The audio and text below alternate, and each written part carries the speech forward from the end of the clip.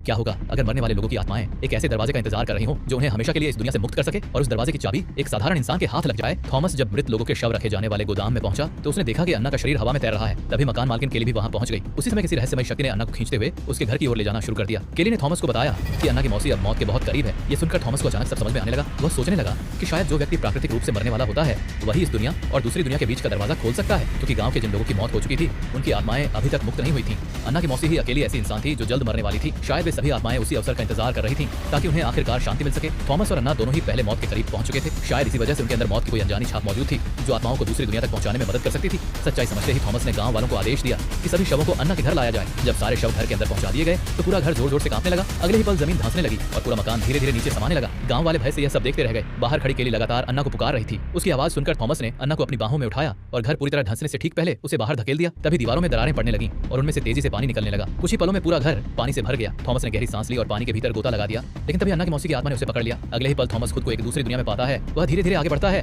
रास्ते में हर कमरे में उसे एक आत्मा दिखाई देती है। ये वही गांव वाले थे जो वर्षों पहले मर चुके थे। जैसे जैसे वह आगे बढ़ता गया उसके पीछे एक काला साया भी चुपचाप उसका पीछा करता रहा और जितना वह अंदर जाता उतनी ही ज्यादा आत्माएं दिखाई देने लगती। उधर असली दुनिया में केली थॉमस को मरने नहीं देना चाहती थी। वह जुड़वा भाइयों के साथ घर की छत पर बने चिमनी तक पहुंची। अपने साथ रस्सी लेकर वह बिना डरे अंदर कूद गई। कुछ देर बाद उसे पानी में बेहोश पड़ा थॉमस मिल गया। उसने तुरंत रस्सी उसके पैरों में बांधी। बाहर मौजूद जुड़वा भाइयों की मदद से थॉमस के शरीर को बाहर खींच लिया गया, लेकिन दूसरी दुनिया में उसका आत्मिक रूप अब भी आगे बढ़ रहा था। सबसे अंदर पहुंचकर उसने देखा कि अन्ना हवा में तैर रही है। उसे यकीन नहीं हुआ कि यहाँ भी अन्ना मौजूद है। वह उसके पास गया और उसके बगल में लेट गया। अगले ही पल दोनों हवा में ऊपर उठने लगे। चारों ओर काला धुआं फैलने लगा। थॉमस शांत होकर अन्ना को देख रहा था। उसे लगा कि अब वह उसके साथ हमेशा के लिए इस दुनिया को छोड़ देगा। तभी आसपास मौजूद सभी आत्माएं उस काले धुएं में समाने लगी। लगता था कि उन्हें आखिरकार वह मुक्ति मिल गई थी जिसका वे इतने समय से इंतजार कर रही थी। जैसे जैसे दोनों ऊपर उठते गए अचानक थॉमस को कुछ अजीब महसूस हुआ। असली दुनिया में अन्ना रोते हुए लगातार उसे पुकार रही थी और जागने के लिए कह रही थी। तभी उसे वही दृश्य दिखाई दिया जो उसने वर्षों पहले युद्ध के मैदान में मौत के करीब पहुंचने पर देखा था। उसे एहसास हुआ कि यह सब शायद पहले से तय था और उसके सामने मौजूद सफेद कपड़ों वाली अन्ना असली नहीं थी। अन्ना की दर्द भरी आवाज सुनकर आखिरकार थॉमस की आंखें खुल गईं। उसी समय छत पर छाया हुआ काला धुआं भी